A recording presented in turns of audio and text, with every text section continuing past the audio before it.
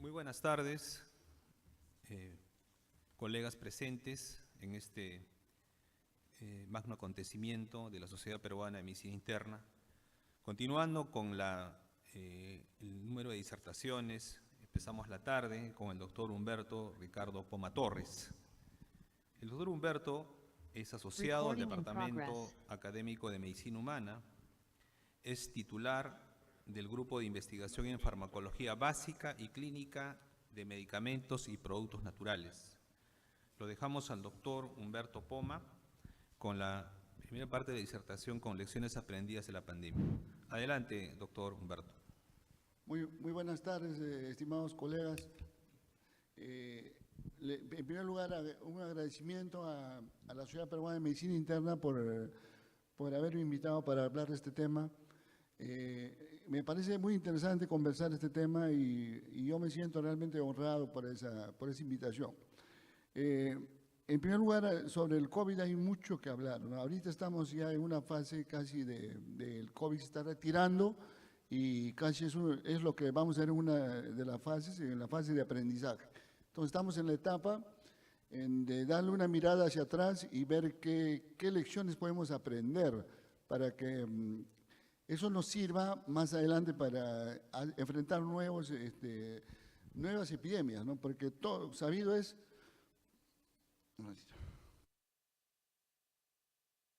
conocido es que en la historia de nuestra humanidad han habido epidemias, algunas muy severas, otras más suaves, pero se van repitiendo periódicamente, sin que podamos hacer cosas para evitarlo, ¿no?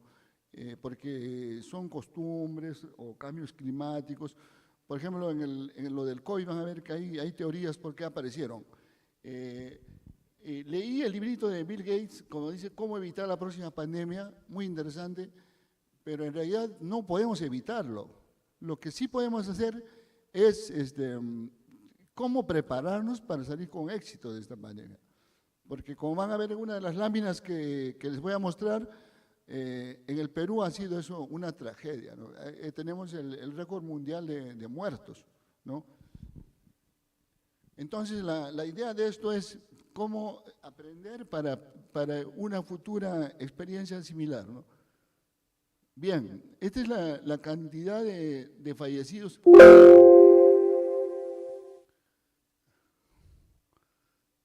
Son casi en el mundo 7 millones de personas que han muerto. Casi es, ustedes saben que en la Segunda Guerra Mundial murieron algo de 50 millones. Y ya, o sea, ha sido bastante significativo las pérdidas humanas. Pero van a ver que las pérdidas humanas han sido bien desiguales según los países.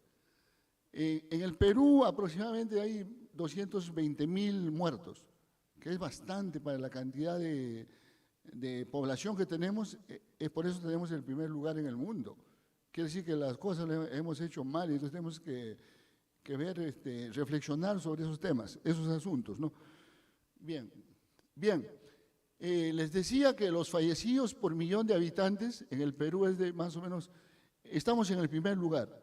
Ahora, si nosotros comparamos con otros países, como por ejemplo en Estados Unidos, la cantidad de muertos ha sido algo de 1.100.000.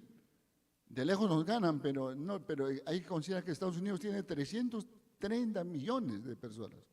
Entonces, no podemos compararnos, ¿no? Igual en Brasil, en México, hubieron altas tasas de mortalidad, pero cuando uno lo divide por su población, no le ganamos, nos ganan. Bien, les decía que estas son las fases de la pandemia. Nosotros empezamos aquí, fuimos así. Bueno, ahorita estamos en la fase de recuperación. Y también es la fase del aprendizaje, ¿no? Donde tenemos que ver, aprender ¿cómo se llama? Hacer resiliencia, porque hemos quedado bien golpeados, tanto la economía, la educación, muchas áreas han retrocedido en el tiempo, ¿no? Bien, yo voy a tocar algunas cosas muy puntuales porque el tiempo es limitado y es muy amplio. Por ejemplo, para decir algunas cosas ya se saben y otras cosas que, bueno, ahí son polémicas, ¿no? Pero, por ejemplo, del virus se sabe que es demasiado cambiante. Hay tantas variantes que ahorita, por ejemplo, ahí estábamos en el BA5, pero ahorita hay otras, y total, este virus es muy demasiado cambiante. Pero eso nos ha convenido en cierta forma porque los cambios que están haciendo ahora último, si bien estos son muy contagiosos, pero también son más leves, ¿no? Y además tenemos ya las vacunas. Ya sabemos que la inmunidad que nos da tanto la enfermedad o la vacuna son 6 meses, por eso hay que vacunarnos cada 6 meses y probablemente van a haber esquemas para seguir vacunándonos, ¿no? Porque esto va a quedar como una pandemia en el Perú, ¿no? Como una endemia, perdón. Y la otra cosa, se transmiten por el aire. Lo que nosotros al comienzo no nos decían eso, no era claro. No, entonces, y ahora no hay duda que no se transmite por la mano, por los objetos, por gusto lavamos los alimentos, es por el aire. Y en el aire está flotando el virus más o menos 2 horas. O sea, yo, por ejemplo, me subo a un micro que está vacío, de repente alguien estaba ahí y ya me contagio, ¿no? Entonces era muy fácil eso. Bien, las nuevas variantes, es increíble este virus, cómo cambia, cómo se vuelve, y lo más importante es que cada vez son más contagiosos y que escapan a la inmunidad. O sea, con el tiempo ya esas vacunas que existen ahora ya no van a servir, porque ha cambiado tanto. Y bueno, esto sí nos ha convenido porque al ser más contagiosas, a las otras que eran cepas más agresivas, los han desaparecido prácticamente, porque antes de que esa cepa te toque, el otro ya te contagió, entonces ya le ganó, entonces eso es bueno. Bien, en las medidas de prevención y protección se ha visto que la mascarilla, la distancia y el lavado de manos es lo mejor, ¿no? Pero acuérdense al comienzo, cuando estábamos en la pandemia no habían los equipos de protección personal y a mí me parece que por eso han muerto muchos colegas médicos o muchos pacientes también, ¿no? Lo que sí funciona en la terapéutica es la Dexa o la metilprednisolona, la heparina, la oxigenoterapia. Bien, ¿cuál fue el origen del virus? El origen del virus, una comisión de la OMS investigó y no encontró un origen claro, ¿no? Se decía que era un virus de laboratorio y que había escapado probablemente, pero la otra era de que había venido del murciélago, porque los chinitos, especialmente en el mercado de Wuhan, comen de todo, comen perros, comen caimanes, tienen unas costumbres bien medias raras. A ver, vamos a seguir. Bien, ¿cómo nos agarró la pandemia? Y que eso también nos va a servir para sacar algunas reflexiones. Es que nuestro sistema ya estaba muy precario, no tenían recursos humanos, no estaban equipados, el sistema de la atención primaria no funcionaba, entonces así nos agarró. Lógicamente el gobierno sacó planes, varios planes, documentos técnicos, que muchos de ellos no estaban basados en evidencias y la otra cosa es que no tenían gente científica asesorándolos, lo cambiaban. Incluso al comienzo la pandemia fue manejada por el Ministerio de Defensa. Faltó muchas evidencias para el tratamiento, no habían estudios o se usaba, por ejemplo, recetas como esta, que te recetaban de todo. El dióxido de cloro, acuérdense que empezaron a usarlo contra el COVID, incluso el presidente Trump dijo que se lo pongan en la vena, entonces, y había gente que se la puso. El ex ministro de Salud que recetaba esta agüita. Entonces no había evidencias y así trabajamos, ¿no? En un país como el Perú, en el cual había muchas inequidades y desigualdades estructurales. La población, mucha gente murió por falta de dinero, por falta de acceso a los hospitales. Entonces la gente, por ser pobre, ya tenía un riesgo de morir. O incluso el presidente de la Sociedad Peruana de Medicina dijo que ya no estaban intubando a los adultos mayores, por ejemplo. Entonces acá, por ejemplo, había un problema de justicia, ¿no? Que por ser viejito ya... Hubo toda una polémica por esto, ¿no? Que ya no tenías chance, porque realmente no había ventiladores. Ese es el otro problema que vamos a ver más adelante. Bueno, como nosotros somos indisciplinados y no hicimos muy bien el aislamiento, lógicamente mucha gente se enfermó, hizo la enfermedad grave y colapsó los sistemas de salud. Se colapsaron. Y no había sitios no había las EPPs. Yo al comienzo, cuando empezó la epidemia, no había. Incluso, ¿por qué? Porque China ya no exportaba y todo se quedaba en Estados Unidos. Y lo peor fue que las mascarillas de tela, por ejemplo, del Perú la exportaban. No lo vendían en el Perú, la exportaban, los de Gamarra. Entonces eso también fue una falta de solidaridad. Bueno, en relación a los médicos, son 580, la cifra hasta ayer eran 580 médicos que habían fallecido. Esto da mucha pena y da admiración también a gente que ofreció su vida. ¿Y quiénes fueron? Los jóvenes, residentes, fueron los médicos jóvenes los que dieron su vida por eso, ¿no? Bueno, acá está la cantidad de fallecidos ¿qué pasó? Ya, la cantidad de fallecidos por el primer año fue donde más fallecieron. Ya, el primer año fue cuando más fallecieron, felizmente ahora ya se está mejorando eso, están disminuyendo. Bueno, hubo 580 médicos que dieron su vida allá y sus familiares están ahorita desprotegidos, no tienen protección del Estado, ¿no? Bien, muchos al comienzo, doctores, no sé si se acuerdan, decían que la economía era lo más importante que la parte de la salud. Incluso habían presidentes como Trump, todos decían que no se deben aislar, que no deben usar máscaras, que la economía no debe pararse, y bueno, toda una polémica. Entonces había gente que valoraba más la economía. Bueno, otra cosa que sufrimos es que los pacientes hospitalizados, muchos de estos eran aislados y ya no veían jamás a su familia, ¿no? Y no les dejaban visitarles porque era una cosa inhumana, ni siquiera lo dejaban despedirse, ¿no? Esta es una foto que se viralizó porque es un médico de UCI a un anciano que estaba muy grave y bueno, que necesitaba amor, cariño, ¿no? Entonces eso nos faltó un poco en esta pandemia. Bueno, este es un ejemplo que les decía que el miedo prácticamente nos invadió a todos, ¿no? Entonces mucha gente se aisló, me refiero a los médicos o a otros trabajadores, y se aislaron y no por el temor, y los hospitales quedaron sin atención porque eran los pacientes no COVID. Entonces hubo también otro problema secundario al COVID, ¿no? El miedo que llevaba a los pacientes, a los pacientes también y a los médicos al miedo, al temor a la enfermedad. Bien, como les decía, en todos los hospitales faltaban recursos, pero los jóvenes como estos de acá eran los que salieron a defender, tanto enfermeras, médicos y técnicos, todo eso, ¿no? La crisis de oxígeno, faltaba oxígeno, porque al comienzo salió una norma que firmó el exministro Ugarte que deben darlo al 99%, y solo se beneficiaban dos empresas grandes, la empresa Linde y la empresa AI Productos, una era alemana y la otra era norteamericana. Y no había ninguna evidencia para que uno use el de 99, podía usar uno de 60, 70, pero al final lo cambiaron a 93, bueno, y lo que pasa es que estas empresas no abastecieron al mercado. Las colas de los oxígenos, ¿no? Acá hubo gente como que le llamaban el ángel del oxígeno de San Juan Miraflores, que vendía el oxígeno al precio normal.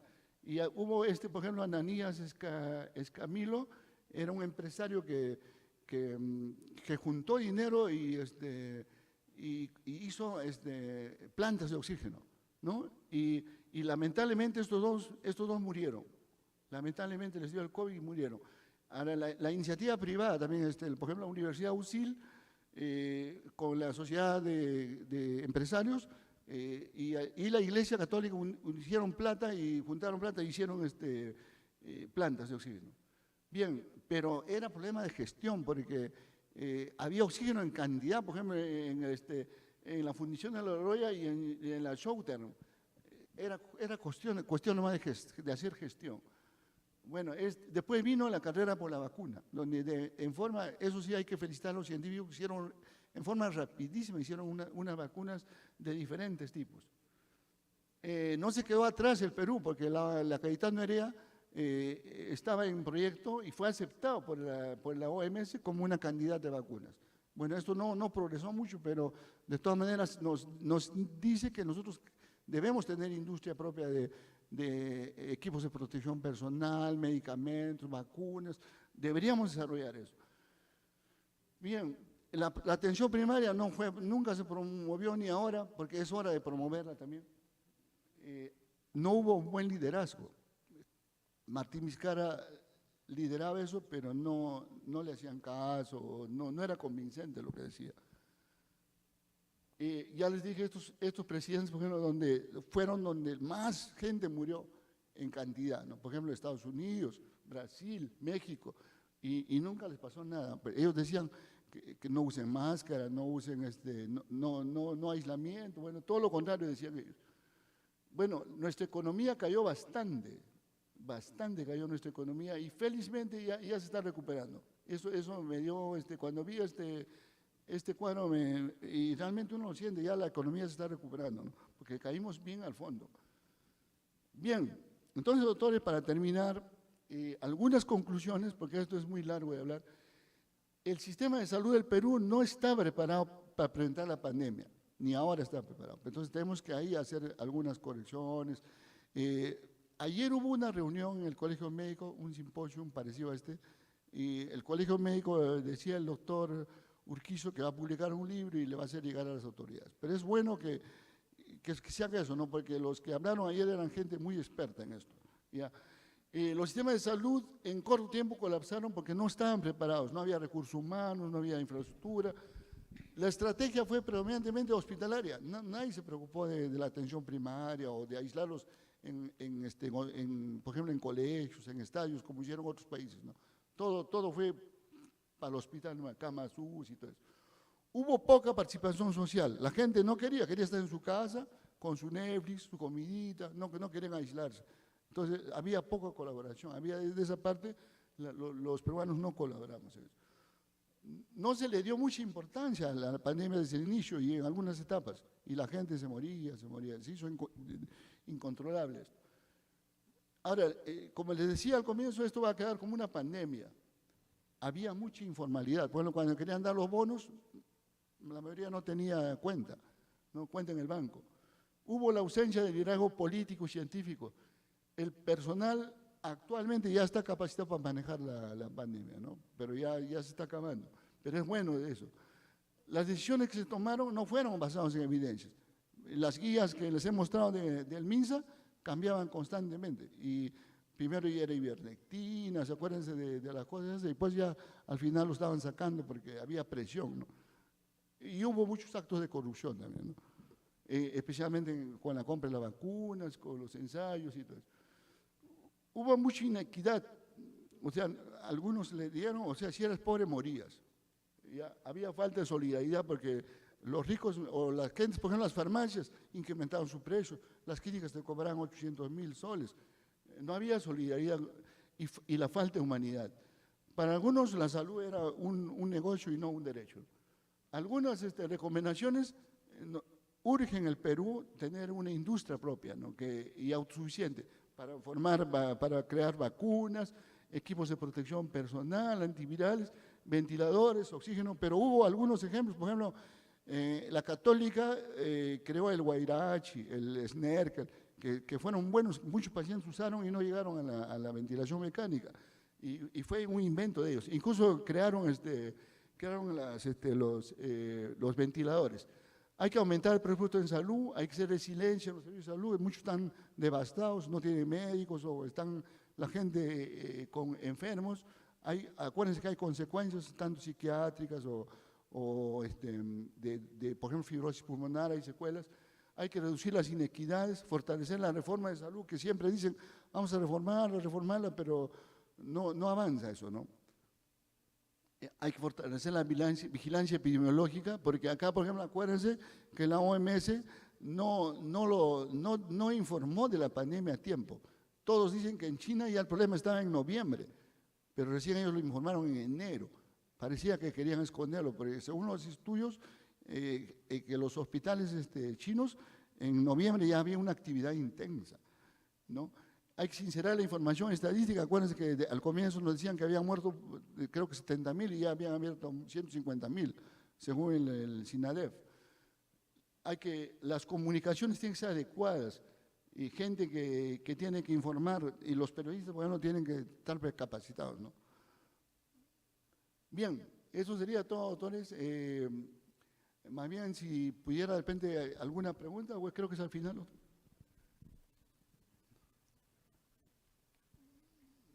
Doctor Poma, muchas gracias.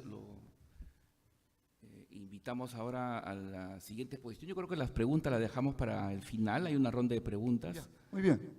Muchas gracias por su atención, doctor. Muchas gracias, doctor Poma. A la doctora Indacochea de repente la invitamos porque mientras esperamos al doctor Soto,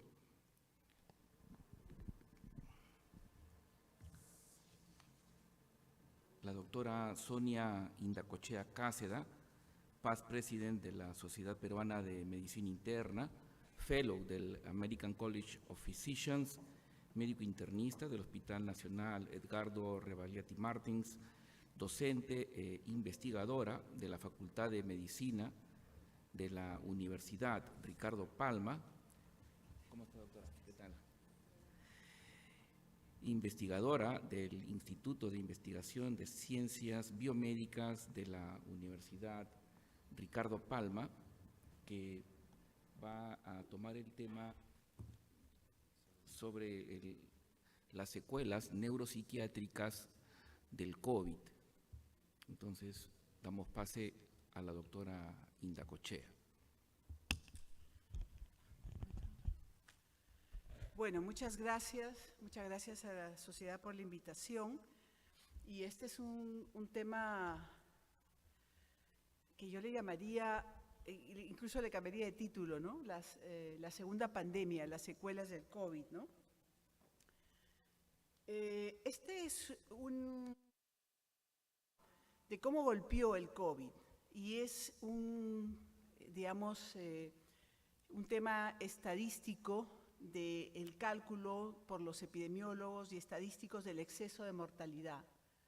Y vemos ahí, por ejemplo, qué países, los que tienen rojo, entre ellos está el Perú, que como ustedes saben es el país que más mortalidad tuvo, y está Rusia, algunas zonas de África, ¿no?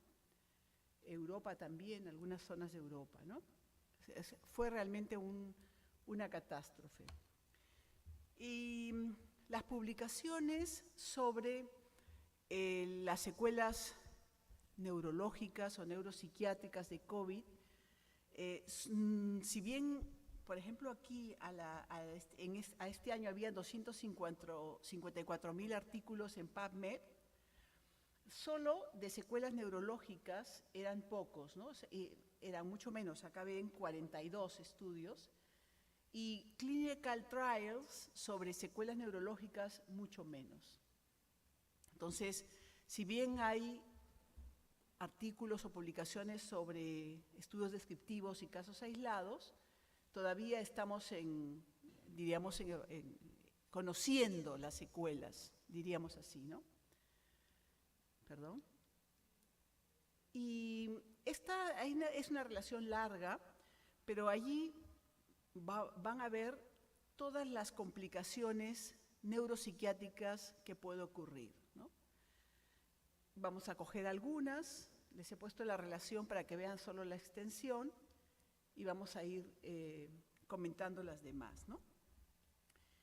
Bueno, vamos a ir también descubriendo los mecanismos que llevan a esas complicaciones, y muchos de ellos son gracias o son debidos a la neuroinflamación, ¿no?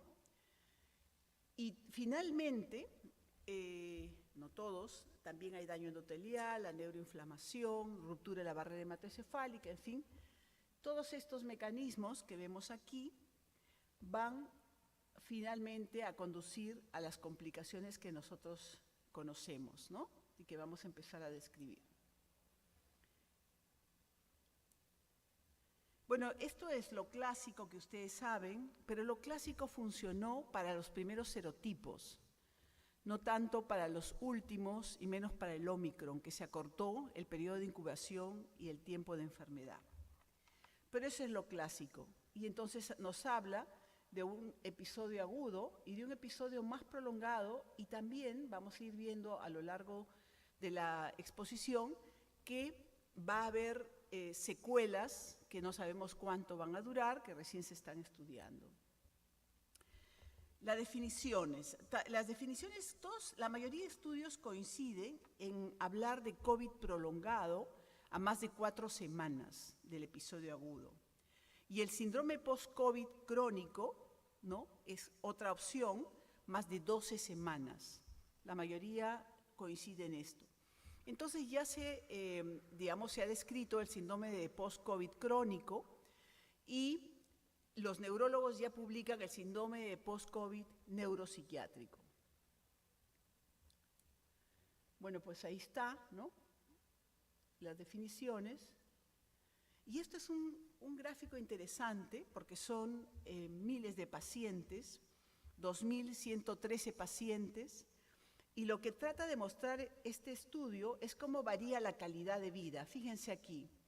Ustedes pueden ver, en verde, es qué calidad de vida tenían las personas antes del COVID, y después del COVID, en verde, buena calidad de vida, era un mínimo porcentaje. Es decir, el COVID golpeaba la vida y la salud física y mental de las personas. Una calidad de vida intermedia es el color anaranjado, y veíamos que la mayoría bajaba su calidad de vida. Miren cómo disminuía la calidad de vida, cómo bajaba hasta aquí, y veíamos que casi, si ustedes miran el 44%, el número que está aquí, es el que de alguna manera quedaba afectado, ¿no? Y el color rojo son las personas que ya partían de una calidad de vida alterada, severa, ¿no? Y cómo aumentó. Si ustedes ven ahí el porcentaje, es cerca del 28%. Entonces, después del COVID, nosotros tenemos personas que su calidad de vida ha bajado notablemente, hasta el 28% mala calidad de vida con secuelas y el 48% regular calidad de vida, ¿no? Esto es solamente para decir que el tema es complejo, ¿no? El tema es complejo y nosotros tenemos primero que hacer una evaluación integral del paciente, ¿no? Y segundo, tenemos que rápidamente ir en búsqueda de confirmar los diagnósticos de cada una de las complicaciones con sus tratamientos respectivos, ¿no? Y ahí marco los problemas neuropsiquiátricos. Vamos a ver que hay 2 que llaman la atención: el síndrome de fatiga crónica, y el segundo que llama la atención es el deterioro cognitivo, que le llaman disfunción cognitiva. Los demás son cefalea prolongada, persistencia de anosmia, ageusia, trastornos como ansiedad, depresión, estrés postraumático, etcétera, ¿no? Y esto es para decirles que en este estudio, fíjense, este estudio es de 4.000 y pico pacientes. Vemos, por ejemplo, aquí está remarcado, subrayado, los casos agudos, las barras horizontales, casos agudos y casos crónicos, ¿no? Las barras rojas son los casos crónicos o prolongados, y ahí tenemos que puede haber fatiga, cefalea y pérdida de gusto, que son las de aquí, incluso dentro del COVID prolongado, ¿no?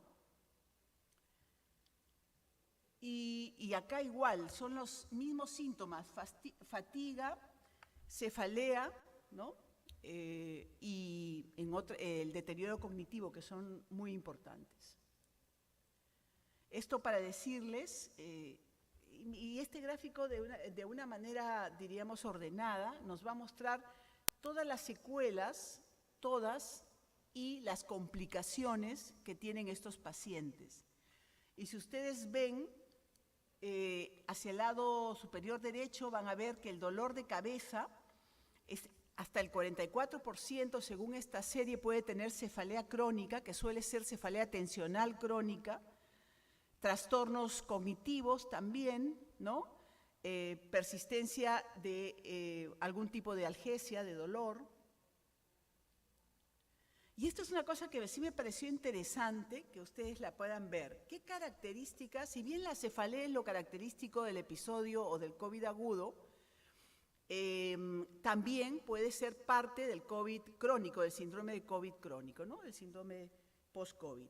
Fíjense las características. Acá estudiaron 130 pacientes en esta publicación y se ve, por ejemplo, que la mayoría de estos pacientes tienen una cefalea moderada, las características, ¿no? Luego, que suele ser casi el 50%, suele ser cefalea frontal. Otra característica es la intensidad, ¿no? La intensidad suele ser, la calidad suele ser tipo peso, el tipo pesadez. Y acá está una característica importante que suele ser cefalea persistente, y esto es una cosa interesante, no responden al tratamiento 40% de los casos. O sea que no es tan fácil tratar este tipo de cefalea en los pacientes con síndrome post-COVID, ¿no?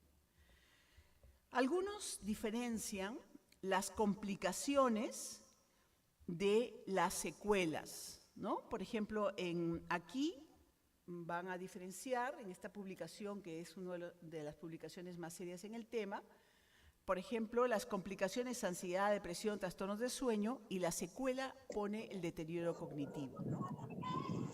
Esto lo hemos conversado también, ¿no? Y no se llega a distinguir, ¿no? Pero este es un metaanálisis donde describen las complicaciones neurológicas más frecuentes, ¿no? Y ahí podemos ver que los pacientes con COVID tienen hasta el 30% de trastornos neurológicos y neuropsiquiátricos, ¿no? Esto es un estudio de 10.000 pacientes y es interesante porque más o menos va a tratar de ver el compromiso neuropsiquiátrico, diríamos, a mediano y a largo plazo, ¿no? Y vamos a ver, por ejemplo, aquí pueden ustedes ver la frecuencia, y la más frecuente es una de las que me llamó a mí la atención, no es la más frecuente, pero es una ya descrita en varias literaturas, la mente nublada, ¿no? La fatiga, la mente nublada, la pérdida de memoria, ¿no? El déficit de atención, en fin, la ansiedad, ¿no? Y acá es para decir, si ustedes ven, por ejemplo, ansiedad es esta, y hay dos puntos. Uno, que es en casos agudos, cuando el tiempo de enfermedad es, digamos, al principio, tiene esta frecuencia, y esta ansiedad puede persistir a lo largo del tiempo con una frecuencia inclusive mayor. Igual la depresión, la ansiedad, la depresión, la fatiga y el insomnio, ¿no? El insomnio también es un hallazgo sumamente importante en estos pacientes con síndrome post-COVID, ¿no? Bueno, esto es también interesante, es otra revisión sistemática, no veo yo muy bien aquí, pero esto una revisión sistemática que nos va a decir cuáles son los síntomas más importantes, y casi todos coinciden en los síntomas neuropsiquiátricos, ansiedad, depresión, trastorno del sueño, insomnio y trastornos cognitivos, y los síntomas neurológicos, la cefalea crónica, la fatiga, puede haber un Guillain-Barré persistente, una secuela de neuromielitis, etcétera, ¿no? ¿Cuáles son los mecanismos post-COVID, no? Es interesante porque este CARS que ustedes ven aquí es un síndrome de respuesta antiinflamatoria compensatoria, ¿no? Tuvimos una tormenta de citoquinas, una respuesta proinflamatoria, y este mecanismo de una respuesta del organismo antiinflamatoria puede ser dañino, puede llevar a una inmunodepresión, y esto puede llevar a este famoso síndrome, que es el síndrome de inflamación, inmunosupresión y catabolismo persistente. Este PIX es el responsable de mucha de la sintomatología de esta entidad, ¿no? Acá vemos, por ejemplo, cómo es la activación inmune, y acá la supresión inmune, ¿no? Entonces, esta supresión inmune también puede hacernos proclive a una serie de eventos que pueden sumarse a este tema de COVID. Y finalmente, la caída de esta digamos, mecanismo inflamatorio a un estado antiinflamatorio, produce este famoso PIX, ¿no? Bueno, pues solamente decirles, los pacientes graves pasan de un estado agudo a un estado crónico prolongado, ¿no? Y bueno, acá vamos a ampliar algunos mecanismos, ¿no?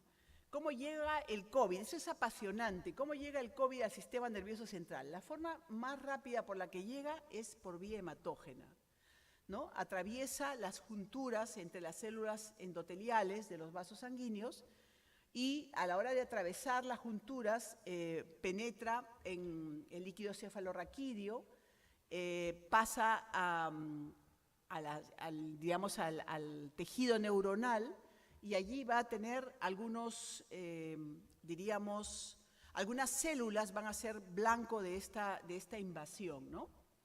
Entre ellas, las propias neuronas y la microglía, que tiene un rol muy importante en estas lesiones. Y hay un mecanismo que a mí me llamó la atención, que es el mecanismo del caballo de Troya, que es que el virus entra al sistema nervioso a través dentro de los linfocitos y de los monocitos. Y hay otro que también es muy interesante, es la prolongación o la propagación retrógrada, que es que el nervio vago, que inerva, como ustedes saben, el árbol respiratorio, el tubo digestivo, puede captar esas, el virus puede entrar a través del nervio vago y subir hacia el encéfalo y producir los daños que todos ustedes conocen, ¿no? Aquí esto es para decirles cómo atraviesa la barrera hematoencefálica. Aquí también está el nervio vago para que lo recuerden, ¿no? Y la microglía que les había hablado hace unos minutos es un sistema inmune innato del sistema nervioso, ¿no? Que va a producir la propia microglía, que le estamos poniendo aquí, va a producir sustancias proinflamatorias, ¿no? Y citoquinas, y esto va a producir más daño neuronal. Hay alteraciones inmunológicas, ¿no? Hay producción de citoquinas que van a dañar al sistema nervioso. Y este gráfico es interesante, es quizás un poco complejo, pero para decirles que hay liberación de muchas citoquinas después de que el propio virus ha entrado al sistema nervioso central. Las manifestaciones neuropsiquiátricas dependen de la invasión del coronavirus a las neuronas y al tejido cerebral en general, ¿no? Aunque, como ustedes saben, no siempre se aísla. Es raro aislar el virus del propio tejido cerebral, pero sí se ha aislado, ¿no? Esto es para que veamos cómo entra es interesante porque daña unos receptores que están en la superficie de las células y destruye las junturas entre las células endoteliales para invadir al sistema nervioso, ¿no? Y bueno, una de las cosas interesantes es que se ha descrito que hay trastornos autonómicos en el síndrome post-COVID neuropsiquiátrico. Y esos trastornos autonómicos se deben a una alteración hipotalámica y se cree que el nervio olfatorio y las vías del nervio olfatorio que están cerca del hipotálamo pudieran tener alguna relación en eso, ¿no? Y acá se habla de alteraciones, como les digo, hipotalámicas y también de los trastornos cognitivos, ¿no? El enlentecimiento de algunas sinapsis neuronales. También hablan que entre, digamos, una neurona y otra hay una desregulación de los neurotransmisores, ¿no? A nivel de la sinapsis. Bueno, y esto es, ustedes conocen esto, el famoso síndrome de fatiga crónica, del que, digamos, se ha hablado mucho, pero no se sabe mucho, ¿no? Y la mejor manera de decirles que no se sabe mucho es que su definición ha cambiado muchas veces, pero ya el COVID es una causa más de este famoso síndrome de fatiga crónica, y aquí están los criterios interesantes que vale la pena recordarles, ¿no? Como para sospechar en una persona que ha tenido COVID y que presenta alguno de estos criterios. ¿Cuáles son? Defectos neurocognitivos, dolor, disturbios del sueño, disturbios neurosensoriales, de la percepción y motores, ¿no? Entre las más importantes, ¿no? Y como síntoma tenemos nosotros el cansancio y que hay personas que no pueden ni siquiera levantarse, ¿no? Este tipo de pacientes con el síndrome de COVID persistente o prolongado, o síndrome post-COVID, este tipo de personas generalmente tienen no solo patología neuropsiquiátrica, sino también patología de otros aparatos y sistemas que nosotros también tenemos que conocer. Por eso siempre tiene que tener un enfoque multidisciplinario, ¿no? Por ejemplo, sobre la cefalea. La cefalea suele ser una cefalea tipo tensional crónica, opresiva. Difícil, como hemos visto en una de las diapositivas anteriores, veíamos que el 40% no respondía al tratamiento convencional, ¿no? Puede haber mialgias y neuropatías y, en ese caso, tratamiento sintomático y terapia física para todo lo que es mialgias y problemas motores por neuropatías, ¿no? El síndrome de fatiga crónico no se sabe muy bien el tratamiento, pero muchos de estos pacientes tienen asociación con trastornos ansioso-depresivos y tienen que tener una terapia cognitivo-conductual por psicólogo y por psiquiatra, ¿no? Y bueno, el trastorno cognitivo es toda una especialidad que hay que estar allí pendientes, ¿no? Desde el punto de vista ya psiquiátrico, estas son las principales expresiones del síndrome de post-COVID, ¿no? La ansiedad, ¿no? Vamos a comentar algunas cosas, la más frecuente, la depresión, el estrés postraumático, la fatiga crónica de la cual hemos hablado, la mente nublada, el trastorno de sueño y la disfunción cognitiva. Ojo que la disfunción cognitiva no solamente es pérdida de memoria, es trastorno de la atención también, ¿no? Por eso le hablan de disfunción cognitiva, ¿no? Entonces, este es un tema interesante, la relación del COVID con la demencia. Resulta que los pacientes, miren este comentario que está hacia el lado izquierdo, que los pacientes con demencia tienen 2 veces más riesgo de hacer COVID. Pero a su vez, los pacientes que hacen COVID tienen más riesgo de producir trastornos cognitivos o de deteriorar una demencia, ¿no? Entonces, eso es la relación del COVID con esta entidad, ¿no? O sea, eso se ha encontrado, digamos, muchos estudios ya al respecto, una asociación directa en que una empeora a la otra, ¿no? No se ve, pero les voy a comentar detalles, ¿no? Por ejemplo, aquí los pacientes con patologías psiquiátricas previas, como los maníaco-depresivos, los bipolares, ¿no? Cuando hacían COVID, su sintomatología psiquiátrica empeoraba muchísimo. Y unos estudios dicen que sí y otros que no, que las mujeres son las que tienen más deterioro en caso de patologías psiquiátricas previas, ¿no?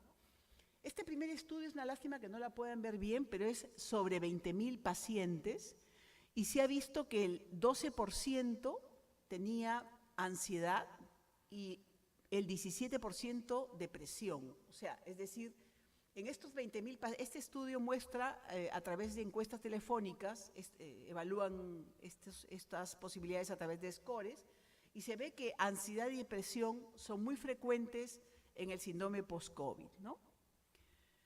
Aquí les comentaba el trastorno bipolar, más ansiedad, más depresión, y ¿cuáles son los factores que hacen que esto se agrave? El uso de drogas. Se ha visto que los pacientes que usan alcohol o drogas son los que, y además COVID y con estos antecedentes psiquiátricos, se deteriora su cuadro mucho más. El alcohol, las drogas, el confinamiento, la soledad, ¿no? Todo esto, el poner a las personas en ese estrés de lo que significa contagiarse, lo desequilibra, ¿no?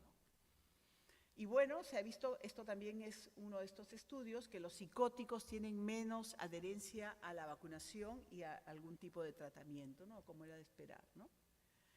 Y bueno, yo les he dado una pincelada general, pero antes de terminar, yo les quiero decir una cosa. Los problemas del síndrome post-COVID son justamente para el médico internista. Hay que diagnosticarlos, hay que hacer un buen examen neurológico y tratar de diagnosticar si el paciente tiene alguna secuela de polineuropatía, secuela de miopatía, si tiene el síndrome de fatiga crónico, el trastorno cognitivo, para poder brindarle el apoyo que necesita y mandarlo, por ejemplo, al psiquiatra, psicólogo o si es necesario a un neurólogo, ¿no? Segundo, digamos que nosotros tenemos que estar involucrados en el diagnóstico y en el tratamiento de estos pacientes porque son muy numerosos ahora.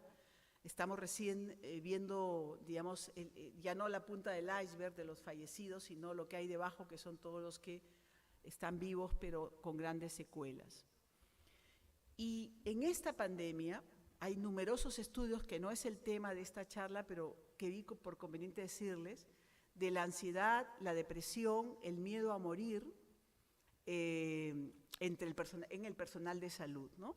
Y yo tuve la suerte de hacer un estudio sobre médicos, 217 médicos de Latinoamérica, pero especialmente peruanos, y básicamente una de las escalas medían el miedo a la muerte propia o a la muerte del otro, y el miedo al proceso de morir propio y al proceso de morir el otro, ¿no? Y bueno, se estudió por edad y sexo, y lo que vi, edad, sexo, especialidad, etcétera, pero la conclusión de ese estudio es que los médicos sufrían mucho por lo que le pase al otro, y eso es una cosa bonita. Y yo no dejaré de estar agradecida como persona, seguro ustedes también, pues a nuestros 569 colegas fallecidos, y que, bueno, cualquier palabra queda corta ante este hecho que nos puso a todos de luto, ¿no? Muchas gracias por su atención y quedo atenta a cualquier pregunta.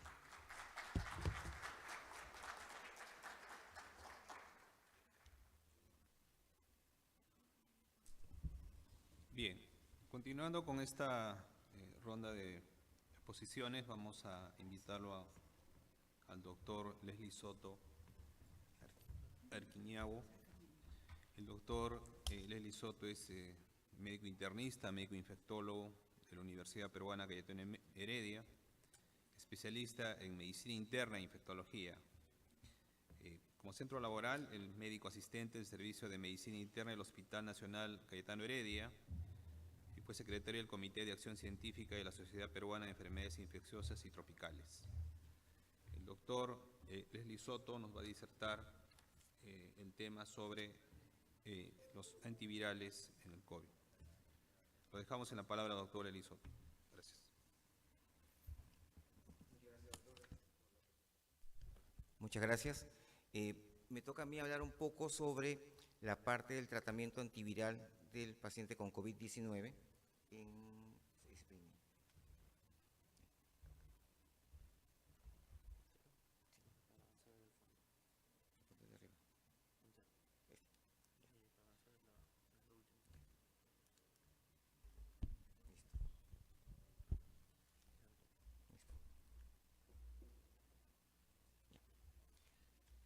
Bien, muchas gracias. Esta enfermedad, esta COVID-19, que ya todos hemos visto cómo empezó, es creo yo, una de las partes más importantes que todo médico ha vivido, conocer cómo aparece una enfermedad, ir chequeando qué va apareciendo en la forma de transmisión, en la forma de prevención, en el tratamiento, y justamente, como mencionó la doctora Sonia, hemos tenido pues muchos colegas que se nos fueron, en parte dicha por esta enfermedad. Este COVID-19, como todo el mundo sabe, es un virus pues que aparece y aparentemente pues en un mercado donde parecía que era una enfermedad de transmisión vía oral, y posteriormente se va viendo y confirmándose que esto es vía respiratoria.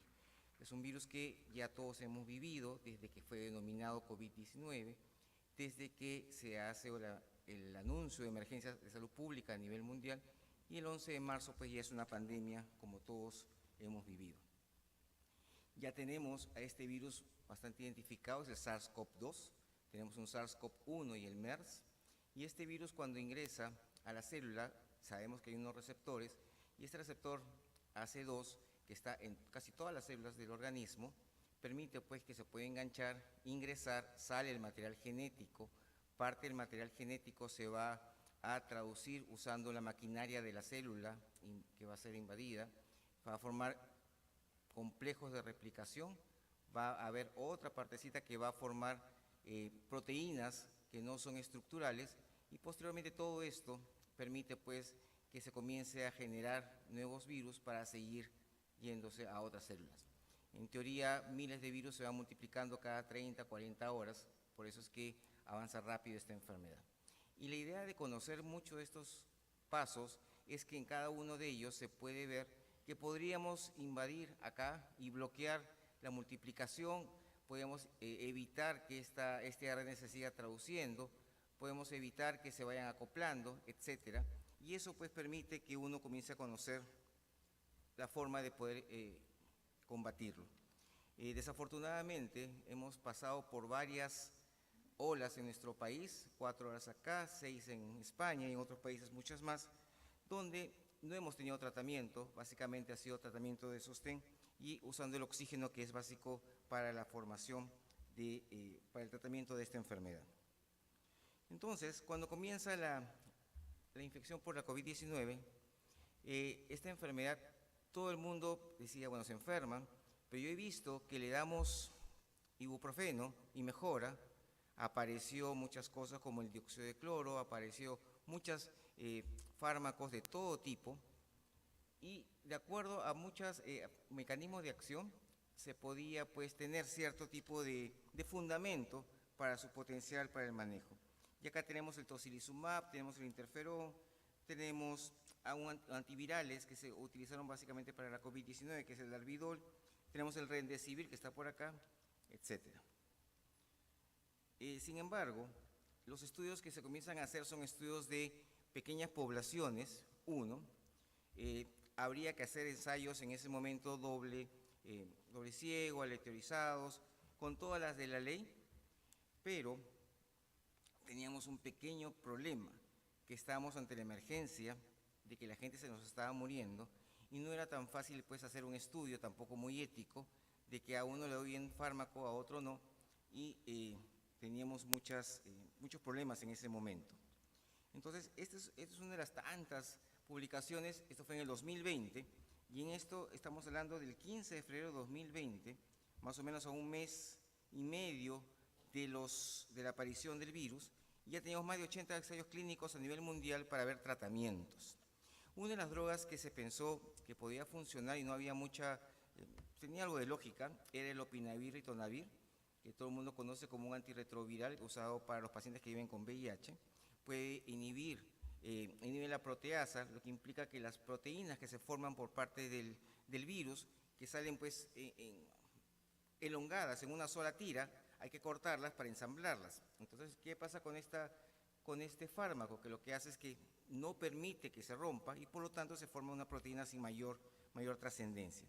Sin embargo, muchos de los resultados no fueron tan prometedores, a pesar de que tenía aparentemente actividad contra el MERS y contra el SARS, que eran enfermedades familiares del SARS-CoV-2 que habían aparecido.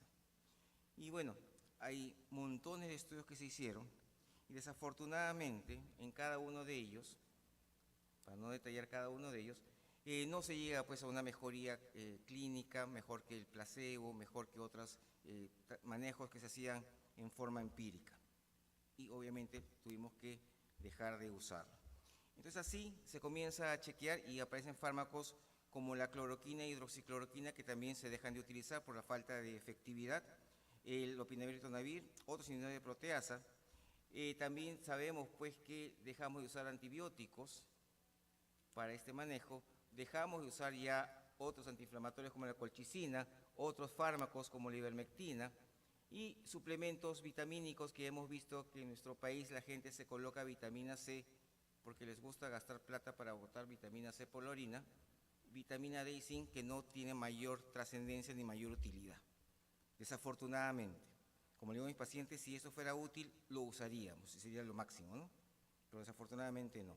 Entonces comenzamos a aprender pues, que hay dos fases de la enfermedad, una fase en la cual el virus se replica y obviamente ahí podríamos atacar la parte de la replicación del virus y justamente el antiviral viene en la parte de la replicación del virus. La segunda parte, que es la parte inflamatoria que todo el mundo conoce como la disfunción inmunitaria, ya no tiene ningún tipo de acción porque ya se fue el virus y lo único que ha dejado este virus es la parte inflamatoria.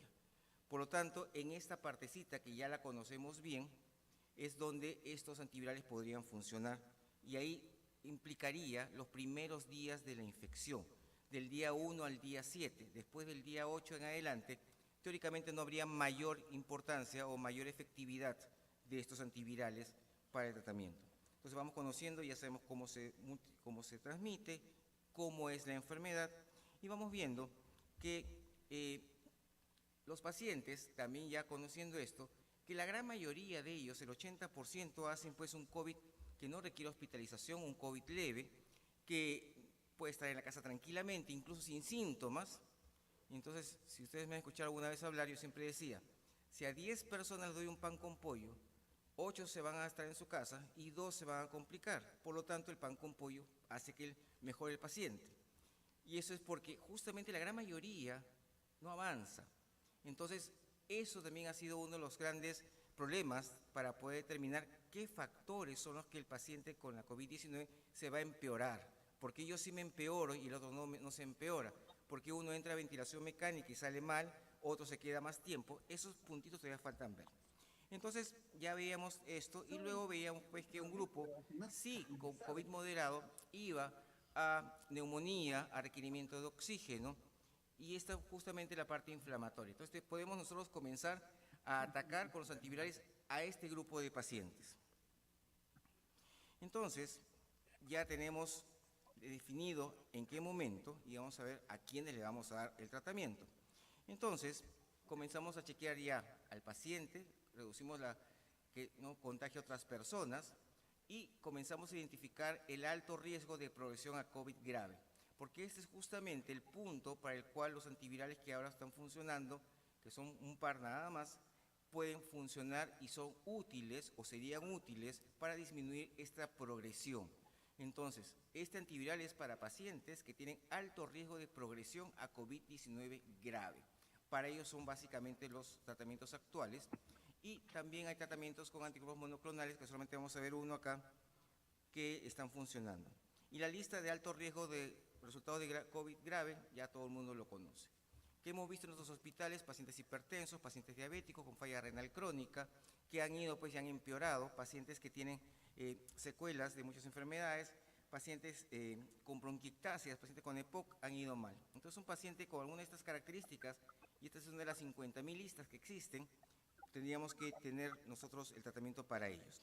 Entonces hay que ver, vamos a condicionar pacientes con edad avanzada, con tiempo prolongado desde la última vacuna, porque ahora ya tenemos vacuna, y usualmente pacientes que han pasado más de 4 a 6 meses de la última vacunación también se nos pueden complicar. Y eso hemos visto, pacientes que han estado ahora hospitalizados en la tercera ola, con vacunación, pero que tenían más de 3 meses de la vacuna. Recuerden que a partir del tercer mes esta vacuna pues comienza a bajar en la cantidad de defensas. Hay una menor probabilidad de respuesta inmunitaria por pacientes con condiciones inmunocomprometidas, pacientes con neoplasias hematológicas principalmente, más que las tumorales sólidas. A la segunda dosis hay un 60% que responden, por lo tanto requieren una tercera dosis, esos pacientes se nos pueden complicar también, que tengan medicación inmunosupresora y aquellos pues que la oximetría comienza a bajar, más de 94 va a requerir oxígeno. Entonces ya vamos a controlar los pacientes que no están hospitalizados, vamos a ver estos pacientes que vamos a manejar. Listo. Entonces ahora finalmente, ¿qué factores influyen? Primero la eficacia clínica que vamos a ver ahora Y algo importantísimo que no tenemos en el país todavía es la disponibilidad de la opción de tratamiento, ¿no? Porque vamos a hablar del Paxlovid, que es el Nirmatrelvir, vamos a hablar de Molnupiravir, vamos a hablar de Remdesivir, que son bonitos, que funcionan, pero que no tenemos. O sea, también hay que chequear esta parte de la disponibilidad. La viabilidad de administrarlo parenteralmente, porque algunos son parenterales, y hay que estar chequeando pues que no haya ninguna reacción adversa, porque algunos pueden ocasionarla. Interacciones farmacológicas, que también hay una lista bastante grande. Las gestantes, vamos a ver ahora por qué, y vamos a ver la actividad de los productos in vitro con las variantes nuevas. No es lo mismo manejar ahora un paciente con una variante alfa que un paciente con una variante ómicron. Entonces también todo eso tiene que estar metido en los antivirales. Entonces ahora ya ustedes pueden agarrar las guías. Esta es la guía de la Instituto Nacional de Salud Americana. Esto que está acá es del Sanford. Entonces ya tenemos nombrecitos y dosis y grados de evidencia. Entonces en esta primera tabla mencionan sobre la terapia en pacientes no hospitalizados por la COVID y que tienen para tratamiento ritonavir más nirmatrelvir, acá está por acá, con una evidencia A2 y el remdesivir con una evidencia B2A. Los demás que están por acá, vamos a verlo después. Listo. Entonces, vayamos a ver. Entonces, vamos a ver. Primero que nada, los estudios que se han hecho son en gente no vacunada, que también no tenemos tanta evidencia en gente vacunada, que en teoría deberían funcionar igual. Quizás la que tienen más tiempos de la última dosis pueden estar en ese grupo como si no fuesen vacunados. Entonces, hay que tener también esa consideración. Entonces, en las guías van a ver esto. Tenemos como primera elección el Paxlovid, que es el nombre comercial. Esto es nirmatrelvir con ritonavir. Tenemos el Remdesivir. Tenemos esto es una anticuerpo monoclonal, el Betalovimab y el Molnupiravir. Si ven en la parte de acá, a estos pacientes hay que dar estos fármacos en los primeros días de la enfermedad. Menos de 5 días, menos de 7 días, menos de 7 días, menos de 5 días, que es justamente el momento de la replicación. Cuando hablamos de estos pacientes, estamos hablando de que vamos a cortar por acá o cortar por acá la transmisión. Entonces comencemos a hablar del Nirmatrelvir. El Nirmatrelvir lo que va a hacer, que vamos a ver ahora, es que a la hora que este virus comienza a producir sus proteínas, ¿okay?, usando esta ribosoma de la célula, la produce, aquí todo bonito, y después hay que cortarla para que estas proteínas por separado luego se comiencen ya a formar el virus en general.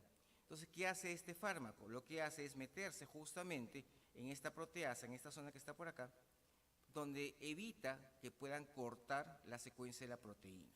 Entonces, lo que está haciendo es que el virus que se metió producirá proteínas para los siguientes virus, pero proteínas que no se van a poder formar.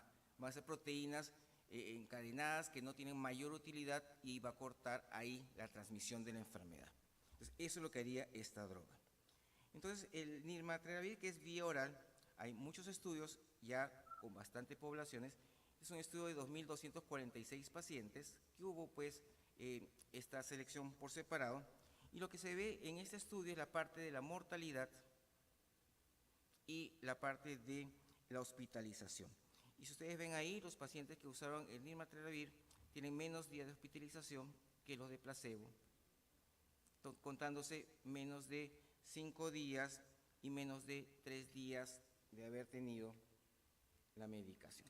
Entonces acá tenemos 5, 44 de placebo, 8, 5 días, 65 de placebo. Entonces vamos a ver pues que tiene, primero que nada, lo primero que vamos a ver es que usando el antiviral, aparentemente la mortalidad es 0, y no usando el antiviral tenemos mortalidad en ambos lados que es significativamente o estadísticamente significativo.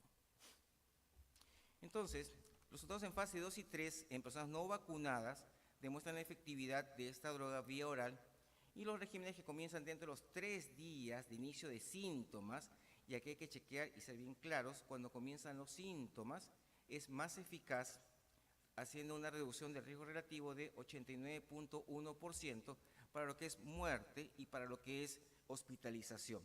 Entonces, es una droga y es la que se prefiere actualmente, es la que debería utilizarse como primera opción terapéutica y que ha demostrado pues, que está funcionando a nivel mundial. Entonces, acá bastante ya en grandecito, menos de 3 días, una reducción del riesgo relativo de hospitalizarse o morir de 88.9% y menos de 5 días de tratamiento, menos de 5 días de los síntomas, empezando el tratamiento, 87.8%. Entonces, este fármaco, el Nirmatrelvir, es bastante efectivo y es lo que se usa y se prefiere. Si no existe esta droga, también dicen las guías, si no hay, no hay en el mercado, no hay, pasemos a la siguiente droga que sería en este caso el Remdesivir, que es la segunda opción como antiviral en tratamiento para los pacientes. Se va en orden. Entonces el Remdesivir es un profármaco y lo que hace este Remdesivir es que la proteína que se va a formar se ve interrumpida. Lo que va a hacer esta droga es que a la hora que estamos produciendo, por acá, hasta por acá, a la hora que se está traduciendo las proteínas, lo va a cortar en plena traducción. O sea, lo que va a hacer es que la proteína, si tiene 100, aminoácidos, vamos en el 80 y tantos, y lo corta y ya evita que siga formándose el resto de la proteína. Entonces es un fármaco también interesante que también se está sugiriendo y se está utilizando, y se utilizó también porque tenía mucha funcionabilidad contra virus como el del ébola, el Marburg, el SARS-CoV-1, el MERS, por eso fue utilizado. Se utilizó como profiláctico en modelos animales para estas enfermedades y aparentemente tiene menos interacciones que otros antivíricos que se vio en la infección por el ébola. Para el Remdesivir también hay muchos estudios. Este, por ejemplo, es un estudio donde Remdesivir en adultos con COVID-19 es un estudio randomizado, doble ciego, placebo controlado. Y aquí lo que se comenzó a ver acá, en este estudio que es del 2020, no tuvo una significancia estadística, pero sí se vio que los pacientes que recibieron esta droga tuvieron una duración de síntomas 10 días menores que los que recibieron el fármaco, ¿no? Eso fue lo que conocíamos. Incluso yo también cuando leí esto y comenzamos a hablar de los fármacos de la COVID-19, decir, pues, ¿para qué uso un fármaco si solamente me reduce 10 días, pero la mortalidad no me es muy útil? Pero bueno, por lo menos hace algo, ¿no? Este estudio no fue estadísticamente significativo y se interrumpió por efectos adversos que se tuvo, por ejemplo, en 12% versus a 5% de placebo. O sea, tenía un poco más de efectos adversos que el placebo mismo, ¿no? Y acá mismo se dice acá, ¿no? 102 de 155 frente a 50 de 78 de placebo. Más estudios, este es un estudio ya más avanzado también de ese mismo año, en donde, acá sí, ni yo leo, mucha luz, se ve que va a haber, nuevamente, la recuperación de los 10 días es importante acá. Entonces, va a haber una mediana de tiempo de recuperación de 10 días con respecto a 15 días de los que recibieron placebo. Y lo que hubo también con este fármaco es un estudio compasivo que se utilizó en el 2020 también, donde al dar esta droga se había visto que la función renal y hepática había que ser monitorizada constantemente. En estos pacientes hubo aumento de enzimas hepáticas en 23%, hipotensión en el 8%, se elimina vía renal, pero sin embargo se vio también mejoría en 36 de los 53 pacientes, una mejoría del 68%, bastante también interesante y buena. Por lo tanto, mejora el tiempo de enfermedad y vamos a ver mejoría en varios de los pacientes. Y ya este estudio ya es del 2022, de este año, y en este estudio de 562 pacientes no hospitalizados con un tiempo de enfermedad menor a 7 días y que tenían al menos un factor de riesgo, adultos mayores, gente con obesidad, otras condiciones, le dieron este fármaco y había que chequear cualquier evento adverso como endpoint primario y como endpoint secundario ver si es que este paciente tenía una visita médica o muerte por cualquier causa al 28 días. O sea, se empeoró, desmejoró o algo pasó que tuvo que ser visto en forma hospitalaria. Y con todo esto, se ve que la hospitalización asociada a la COVID o muerte por cualquier causa ocurrió solamente en 2 pacientes de los que recibieron Remdesivir y 15, que es un 5%, de los que recibieron placebo. Luego también se vio que 1.6% de los pacientes con Remdesivir, comparado con 8.3% de los que recibieron placebo, tuvieron una visita médica asociada a una alteración, a un riesgo en los siguientes 28 días. Ningún paciente murió en el grupo de Remdesivir el día 28.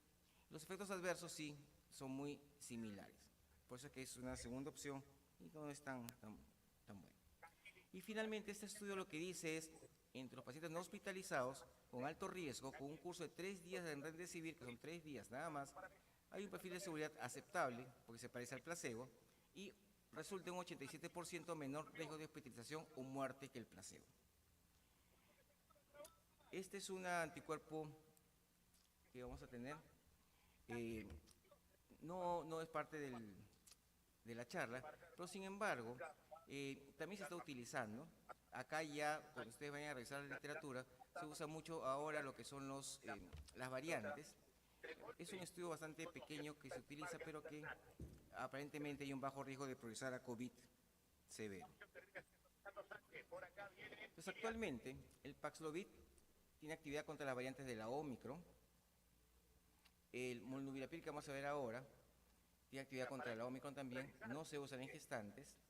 Y el Remdesivir, que hemos visto hace un rato, contra la Omicron. Entonces, actualmente tenemos 3 fármacos que pueden funcionar. Y este Molnupiravir lo he puesto al final, porque aparentemente es uno de los primeros que comienza a aparecer, pero que se ha relegado, porque este es un fármaco que tiene acción contra el SARS-CoV-2, pero tiene problemas de mutagénesis.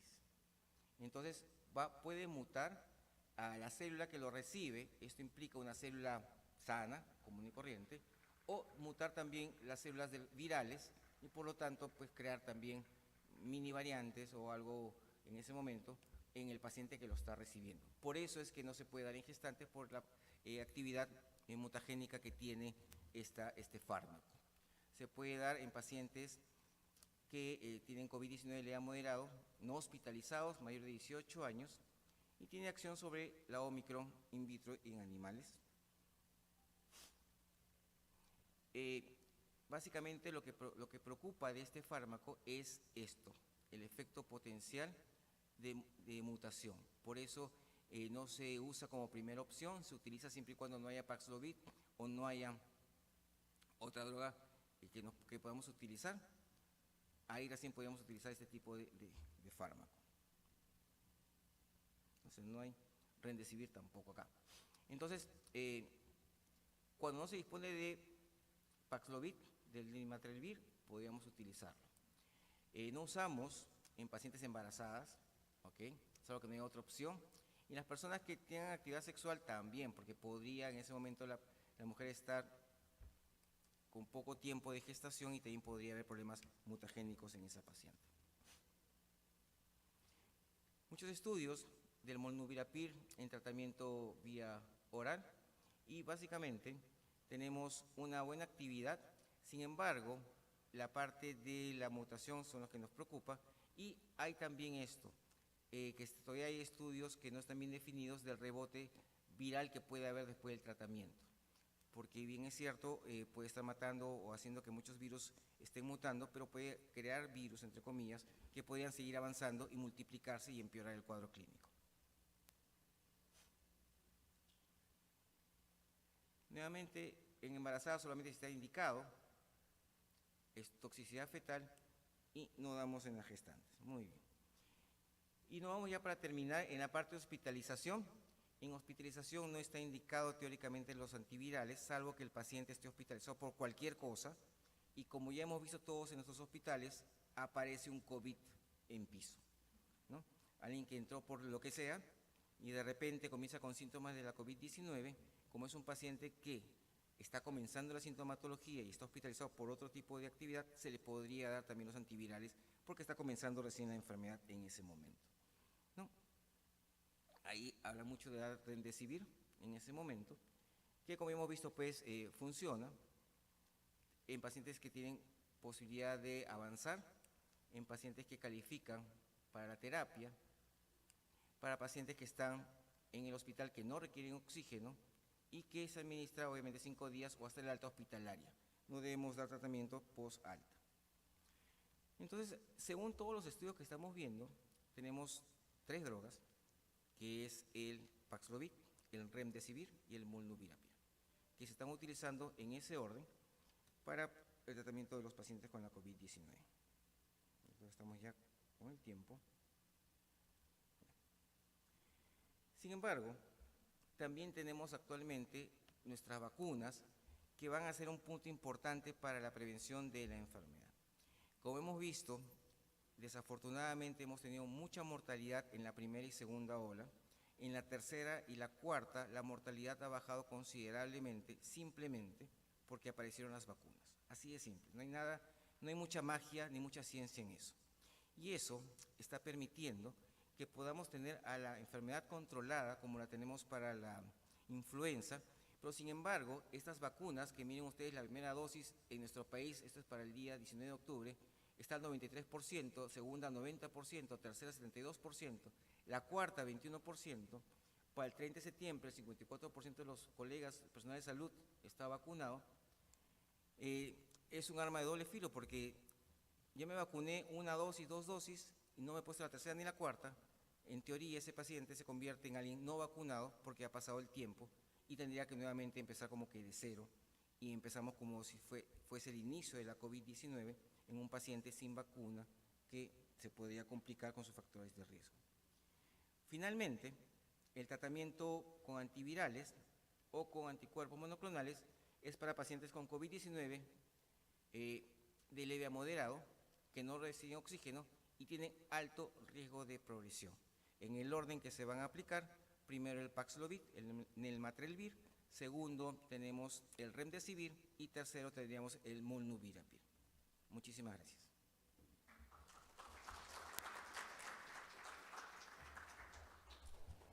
Muchas gracias, doctor Soto, y ahora quisiéramos invitar a la doctora Indacochea, al doctor Poma, a la doctora que pasen a la mesa para responder a las preguntas del auditorio. Así que los invitamos a que hagan sus preguntas para aclarar cualquier duda respecto a tan interesantes temas.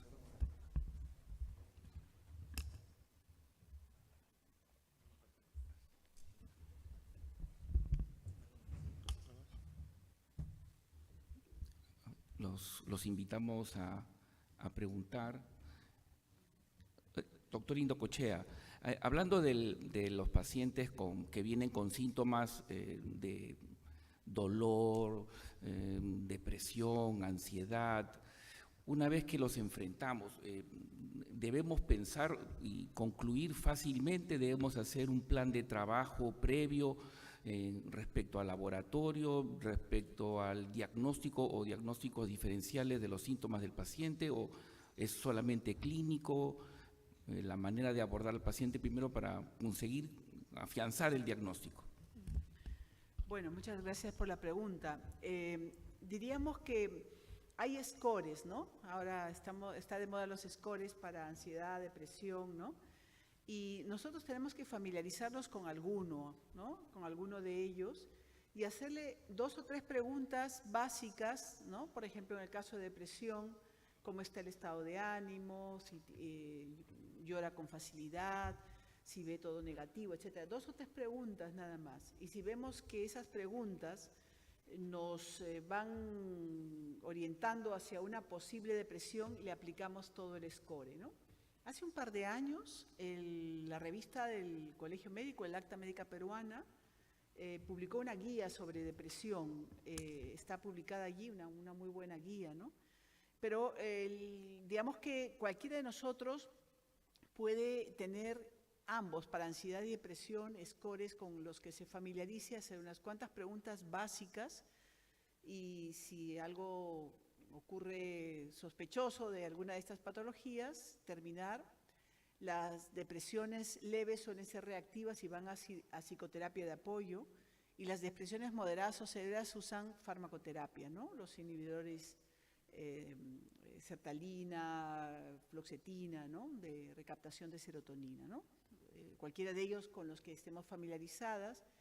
Y la ansiedad, bueno, cuidado con las benzodiazepinas por la adicción, pero podemos apoyarnos mucho en la terapia cognitivo-conductual, ¿no? Pero diríamos que hay que pensar, sospechar y buscar estas enfermedades, ¿no? Doctora, ¿esto es más frecuente en el COVID severo o no importa la severidad? Sí, es interesante la pregunta, en los severos, las complicaciones neuropsiquiátricas en los severos, y a veces se superponen con algunas complicaciones propias de UCI, por ejemplo, las encefalopatías hipóxicas isquémicas o las polineuropatías del paciente crítico, ¿no? O sea, se superponen, o los cuadros sépticos catastróficos, ¿no? Entonces, sí, se ha visto que las complicaciones neuropsiquiátricas son más frecuentes en los pacientes, no exclusivamente, pero los pacientes que han estado graves en ventilador y a más tiempo más complicaciones, ¿no? En algunos pacientes el dolor es un tema bastante intenso.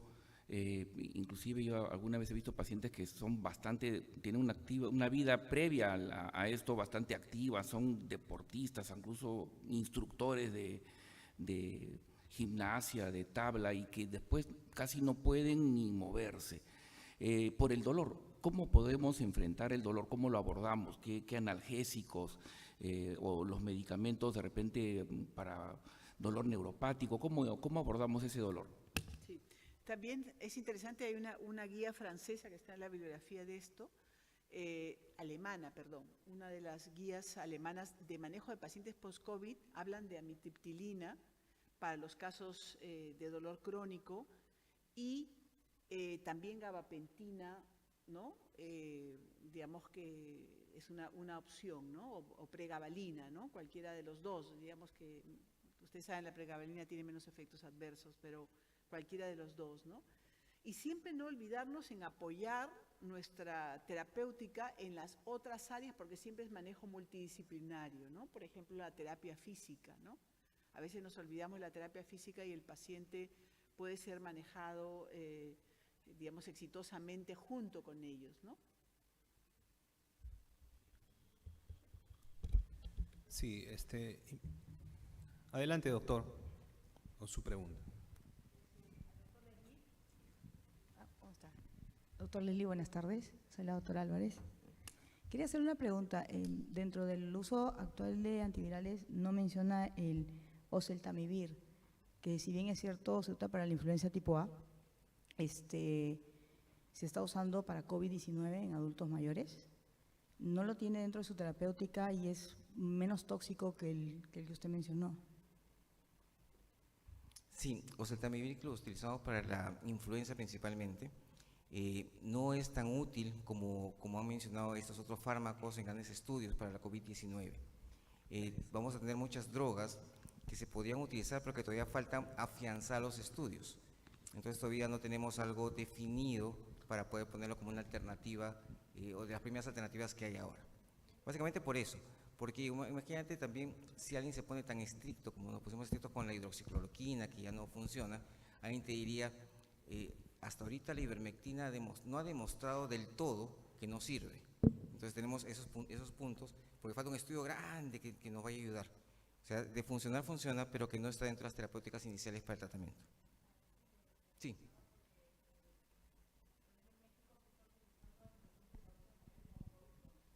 La variante Omicron, y funciona muy bien. En pacientes adultos mayores diabéticos, le están dando este interferón justamente como tratamiento y está funcionando muy bien. Y son pacientes con diabéticos, adultos mayores. Es más, este paciente que le digo vino de Alemania hace 3 meses. En Alemania se ha disparado el COVID nuevamente. El paciente con sus 3 dosis de Pfizer y su dosis de neumococo regresó a México con COVID. Le pusieron oxígeno todo el pacientito, pero reaccionó muy bien con este medicamento y está muy bien recuperado. Entonces, me parece muy bien que se pueda tomar en cuenta tal vez, no sé. Sí, interferón al final has mencionado, ¿no? Sí, Pero interferón no es parte de los perdón. antivirales. El otro es antiviral, el que le había antiviral, dicho. Sí, Sí. pero te digo, está dentro, todavía no está dentro de las primeros fármacos a utilizar, Ah, por decirlo ok. así. Ya, gracias, doctor. Damos paso a la doctora, a su pregunta. Gracias. Buenas tardes, felicitaciones, magníficas las presentaciones. Dos preguntitas tengo. El doctor Poma mencionó que no se tomó la atención al sistema de atención primaria y entonces ahora, ¿cuál es la situación, no? Ha habido cartas en el asunto, sobre todo en la educación médica, ¿no? Tanto insistimos en que si debemos trabajar en la atención primaria, ya de repente alguna facultad de medicina o de la parte de la educación se han tomado cartas en el asunto para mirar a la atención primaria. Y con respecto a los antirretrovirales, doctor Soto, se usan realmente, o sea, los usamos acá en Perú, porque generalmente igual a nosotros como internistas no están a nuestro alcance, ¿no? Por ejemplo, en un hospital de alta complejidad, siempre el infectólogo es el que tiene que autorizarlos en caso se proceda a su uso, ¿no? Y también quería saber si es que existe criterios para usarlo o es netamente una decisión médica. Bien. Y de repente para añadir, primero la condición, estos fármacos están aprobados ya tienen aprobación del ministerio, todavía no la tienen, ¿cómo? O si alguien pudiera traer del extranjero, ¿se podrían usar, doctor? Es una pregunta interesante de la parte legal, ¿no? Porque el Paxlovid se supone que es el que estaba haciéndose los trámites para traer aquí al Perú. Muchos de nosotros, como menciona la doctora, no tenemos los fármacos acá. En lo personal, si el paciente está bien vacunado, como que no sería tan útil tener los fármacos, entre comillas, hablando de costo efectivo, porque si lo tengo vacunado no me va a ser muy difícil que me haga algo complicado. Pero sin embargo, esto es el único que estaba viéndose para traer el Paxlovid. Las indicaciones serían un paciente que no esté vacunado, uno, o que haya pasado más de 3 a 4 meses de su última vacuna y que tenga factores de riesgo para complicarse. En ese paciente sería a quien podríamos dar el tratamiento. Imagínate un paciente varón de 60 años, hipertenso, diabético, que su última vacuna fue hace 4 meses. Perfecto. Ese se podría complicar, ¿no? Entonces, ese nos daría un pie para poder también reforzarlo para evitar posibilidad de complicación. Bien, gracias. Gracias por la pregunta. Desde que yo estaba de estudiante de Facultad de Medicina, se hablaba mucho de darle importancia a la atención primaria, pero no hay cambios. O sea, sigue hasta ahora, sigue eso como un gran olvidado. Nosotros nos hemos acostumbrado más que todo a la medicina hospitalaria. Incluso cuando pasó lo del COVID, esperábamos que los pacientes lleguen y graves, ¿no? O sea, más una medicina hospitalaria, de implementación de camas UCI y todo. Pero sí, es una buena medida de la atención primaria, no solamente para el COVID, sino para muchas enfermedades. Entonces, sí, en el poco tiempo no hemos analizado, por ejemplo, que en algunos lugares donde está fuerte la atención primaria, como en Cuba, por ejemplo, en China, ellos no hicieron tanta mortalidad como nosotros y tampoco no colapsaron los servicios hospitalarios, porque la cosa era atenderlos de inmediato, ¿no? Y hacer, digamos, la atención también donde participe la comunidad.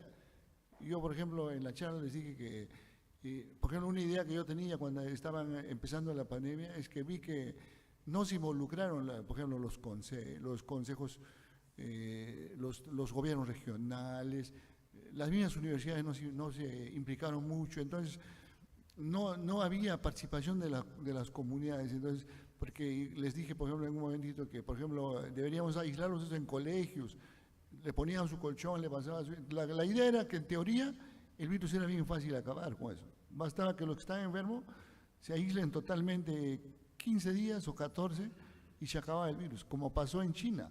En China es increíble, casi la población que se enfermó son poquísimos, habiendo sido ellos el que iniciaron el problema. Entonces sí es efectivo, y la otra cosa pues que tiene que ser disciplinado, ¿no? Y para eso Creo que ayer le escuchaba, como le decía, en una conferencia del Colegio Médico, donde se debe, una de las conclusiones igual que hemos llegado es que se debe hacer la reforma sanitaria en el Perú, dando bastante importancia a la atención primaria, porque eso es no solamente para el COVID, sino para muchas enfermedades. Muchas gracias. Sí, yo quería agregar al doctor que a nivel de colegio médico se está reforzando la educación a nivel de primer nivel de atención. Esta pandemia ha hecho que tengamos muchos internos COVID que no han atendido un parto, que no han visto mucho paciente que se va a ver en la comunidad a diario, y estamos justamente en un curso actual ahora que hay más de 3.000 colegas de primer nivel de atención involucrados, donde se está viendo revisiones de ginecología, pediatría, medicina, salud pública, un poco de gestión, porque el médico es quien tiene que estar comandando pues los equipos de primer nivel a todo nivel. Sí, doctor Lely, de repente, para ampliar un poco la respuesta de nuestra colega, en Perú, tanto el Paxlovid como el Molnupiravir, Digemit sí ya están autorizados. Sí. El punto es incorporarlos. El tema es costos. Sí. Bien, como lo dijo el doctor, los trabajos están probados en pacientes no vacunados. La experiencia, creo, nacional que se tiene de algunos colegas es con Remdesivir. Los que tuvimos la oportunidad de trabajar en un grupo captador del estudio Solidarity, más o menos le estoy explicando de julio a agosto del año 2020, sí, en 54 pacientes, que fue el centro donde yo estuve trabajando, sí hubo una experiencia, ¿no?, con el producto, pero lo que sí no se tiene claro es igual, ¿no?, el tema de costo y la oportunidad de utilizarlo como tal, ¿no? Sí, no doctor, sé. y en ese momento también, cuando comenzamos a hacer el Solidarity, los pacientes estaban hospitalizados y eran graves, con requerimiento de oxígeno, y que justamente era pues la parte que estamos comenzando a aprender a manejarlos. Actualmente yo creo que, me imagino que en la parte privada en algún momento debería haber acá en Perú, por ahora, ¿no?, porque en la parte nacional va a ser un poquito difícil por ahora conseguirlos para el tratamiento. Si me permiten una pregunta al doctor Soto, y casi los médicos ya tenemos la vacuna, la cuarta dosis vencida, porque Sí. ya ha pasado más de 6 meses, entonces los médicos, personas mayores, todos los que empezamos la cuarta dosis, ¿no?, que éramos los médicos, personas mayores de 60 o 65, inmunosuprimidos, etcétera, pero eso ya pasó, entonces realmente estamos todos no vacunados. Así es. Mañana sábado los invito a todos a las 2 de la tarde. Voy a moderar una mesa que van a hablar sobre la vacuna bivalente, porque la vacuna que tenemos actualmente es una vacuna básicamente para las cepas iniciales previas a la Omicron, donde funciona muy bien contra la Omicron a media caña, pero la vacuna bivalente ya tiene de la Omicron, entonces ya va a funcionar contra BA1, BA2, BA3, BA4, y mañana verá mesocito. La idea ahora es tener una especie de vacuna anual tipo influenza para poder estar protegidos anualmente, ¿no? Esa es la idea, sí. Muy bien, en función que el tiempo nos ha vencido, damos las gracias a nuestros profesores, colegas que nos han acompañado esta tarde en estas excelentes disertaciones, y a todos ustedes por su atención. Muchas gracias y muy buenas tardes. Gracias.